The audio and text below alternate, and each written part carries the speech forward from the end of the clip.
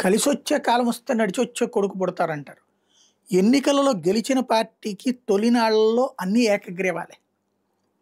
అప్పుడు ఆంధ్రప్రదేశ్‌లో జగన్ అధికారంలో ఉన్నటువంటి సందర్భంలో అనేక జెడ్పీటీసీలు, అనేక ఎంపీటీసీలు, అనేక కార్పొరేటర్లు, కౌన్సిలర్లు ఏకగ్రీవాలు. ఓ రకంగా జగన్ పతనానికి అదే కారణమైంది. ఎందుకని?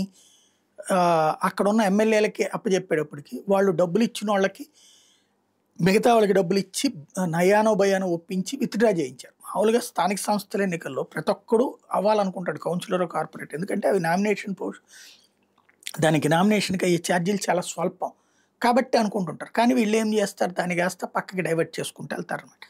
ఇప్పుడు ఈ నామినేటెడ్‌కి సంబంధించినటువంటి అంశంలో విచిత్రమైనటువంటి నడుస్తా ఉంటుంటాయి. అంటే వీళ్ళు నామినేషన్ల టైంలోనే పో అవతల వాళ్ళని పక్కకు పెట్టిపిస్తే ఏకగ్రీవం అయిపోతుంది. ఇప్పుడు మొన్ననే కదా మహారాష్ట్రలో బీజేపీ గవర్నమెంట్ గెలిచింది. ఇప్పుడు స్థానిక ఎన్నికలకు వెళ్తుంటే, స్థానిక ఎన్నికలకు సంబంధించిన దాంట్లో 100 మంది కార్పొరేటర్లు, కౌన్సిలర్లు 100 మంది ఏకగ్రీవంగా ఎన్నికైపోయారు. బీజేపీ వాళ్ళు 100 మంది. అంటే 100 చోట్ల పోటీనే లేదు. తద్వారా ఎందుకంటే ఇంకా 3 ఏళ్ళు, 4 ఏళ్ళు ఉంటది ఆ ప్రభుత్వం. ఎందుకు ఇప్పుడే అన్నటువంటిది. ఇప్పుడు మన ఎన్నికలు అయిపోయాక కదా జరిగింది. 4 ఏళ్ళు ఉంటది ప్రభుత్వం. ఎందుకు బీజేపీ వాళ్ళు అడిగితే అవతలోడు గొడవ పెట్టుకోవడం ఎందుకు అనుకునే ఉద్దేశంతో ఉంటాడు. లేదా భయంతోనైనా, ప్రేమతోనైనా, లేకపోతే ఇచ్చే డబ్బులతోనైనా ఏదో ఒక విధంగా డ్రాప్ అయిపోతారు. దాంతో 100 ఏకగ్రీవాలైనాయి.